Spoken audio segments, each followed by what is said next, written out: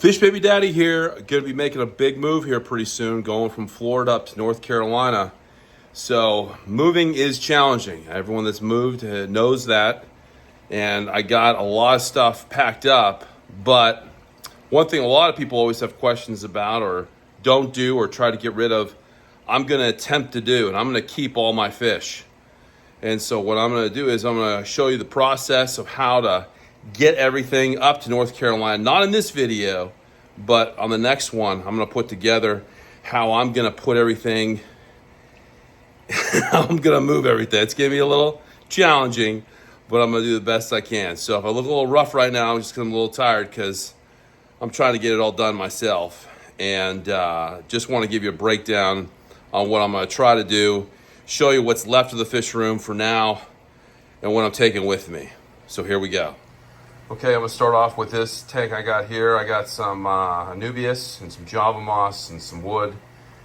And I got some Anomala, Nanocar Anomala.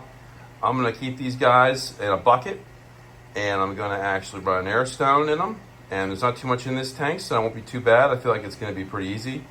I'm gonna try to take all the plants in here, and I'm gonna scoop them up and put them in a bag, and that way you can capture all the moisture and keep that going. So, to be continued with that guy.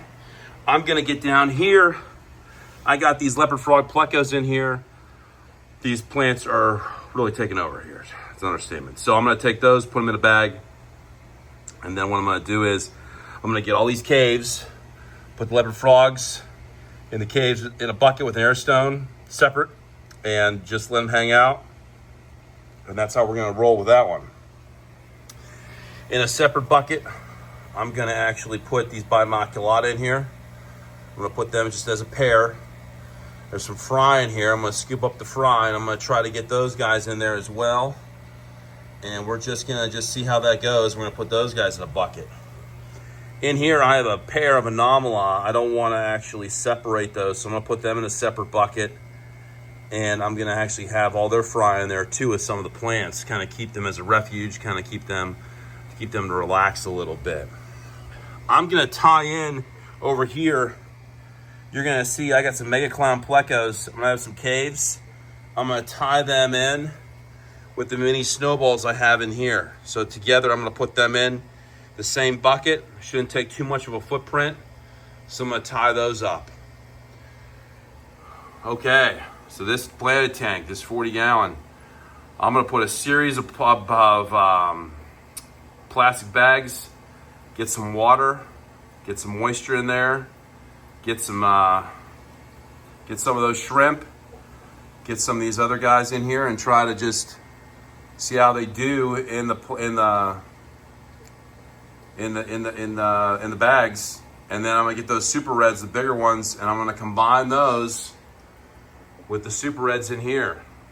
So you can see there's a couple super reds in here. This used to be stuffed with actual fish. I was lucky enough I was able to sell them. I actually had 138 Nanocar Anomala. I was able to sell those. And then I was able to sell about 91 down here. It's just wood in here now. But I had about over 90 of the Bimaculata in here, and I was able to get rid of those. So got some stuff I need to pull out of here and put that in a bag.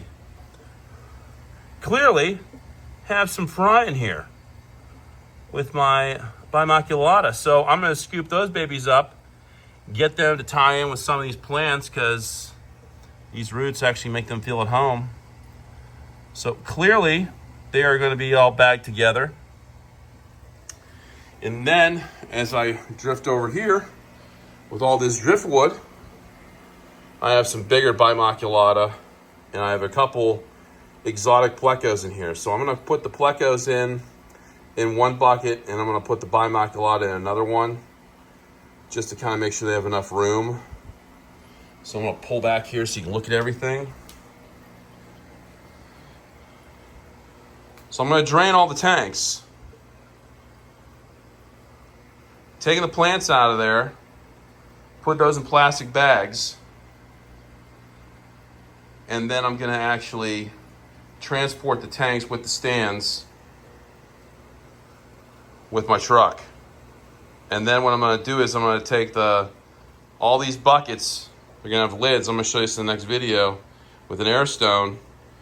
And then what's gonna happen is that we're gonna put those in my car, take down the back seat, and I should have plenty of room. So just want to give you an idea there. I got a couple boxes here. And over here, I'm gonna break this down into two different buckets. I got some Balzani over to the left, and then I have a bunch of different types of plecos that are in here, and so I'm gonna put those in a different bucket. But just want to give you a quick overview that this is how I'm going to attempt to do this, and it can be done, and it will be done. And we are going to transport this room with Fish Baby Daddy, and we're going to migrate it into, or my goal is we're actually going to get this into its own little fish room. So next time I run a video, I'm going to show you the buckets and how we transport everything, and then we're going to break it down into the travel itself.